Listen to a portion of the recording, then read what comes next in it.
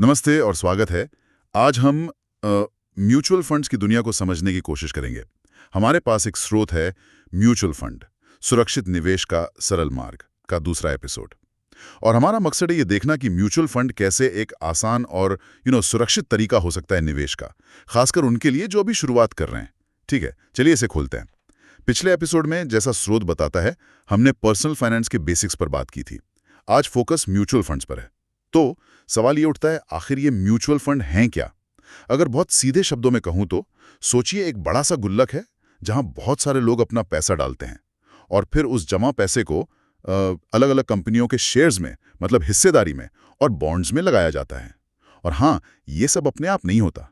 इसका मैनेजमेंट पेशेवर लोग करते हैं, फंड मैनेजर्स। वो एक्सपर्ट्स होते हैं। हाँ, यहाँ दिलचस्प बात यह है कि ये असल में ना एक तरह से लोगों की मिली-जुली ताकत है। मतलब बहुत से छोटे-छोटे निवेशक अपना पैसा एक साथ लाते हैं और फिर उस बड़े अमाउंट को प्रोफेशनली मैनेज किया जाता है। तो नए निवेशकों के लिए ये बढ़िया है क्योंकि उन्हें एक तो एक्सपर्ट मैनेजमेंट मिल जाता है जो शायद अकेले निवेश करते वक्त ना मिले, और दूसरा, जैसा आपने कहा, फंड मैनेजर होते हैं तो उन्हें खुद हर कंपनी की रिसर्च में सर खपाने की जरूरत नहीं पड़ती। एक्सपर्ट्स की समझ का फायदा उन्हें सीधे मिलता है। बिल्कुल सही। और एक बहुत बड़ा फायदा जिस पर स्रोत भी काफी जोर देता है, वो है डाइवर्सिफिकेशन। मतलब आपका पैसा किसी एक जगह नहीं बल्कि कई अलग अलग जगह बढ़ जाता है, शेयर्स में, बॉन्ड्स में, शायद अलग अलग इंडस्ट्रीज में भी। तो इससे होता क्या है, अगर मान लीजिए कोई एक कंपनी अच्छा नहीं कर रही, उसका शेयर गिर गया, तो बाकी जगह जो पैसा लगा है वो शायद उस नुकसान को बैलेंस कर दे।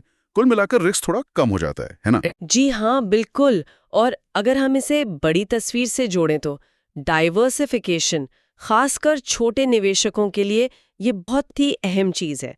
सोचिए किसी के पास अगर मान लीजिए 5,000 या 10,000 रुपए है निवेश करने के लिए, तो उसके लिए बाजार में जाकर 15-20 अच्छी कंपनियों के शेयर खरीदना तो लगभग नामुमकिन सा है ना? म्यूचुअल फंड उन्हें ये मौका देता है। वो कम पैसे में भी एक डाइवर्सिफाइड पोर्टफोलियो यानी कई कंपनियों का हिस्सा बना सकते हैं। ये उनके लिए रिस्क मैनेजमेंट का एक बहुत ही प्रैक्टिकल तरीका है। सही बात है। और निवेश को और भी आसान बनाने का एक तरीका है एसआईपी, सिस्टमैटिक इन्वेस्टमेंट प्लान। स्रोत कहता है कि ये बिगिनर्स के लिए बेस्ट है। इसमें अच्छी बात यह है कि आपको शुरुआत के लिए कोई बहुत बड़ी रकम नहीं चाहिए। जैसे स्रोत में लिखा है, आप हर महीने शायद 500 रुपए या 1,000 रुपए से भी शुरू कर सकते हैं। यहाँ बात वाकई दिलचस्प हो जाती है कि ये छोटी रकम अगर आप लंबे समय तक लगाते रहें तो कैसे एक बड़ा फंड बन सकती है।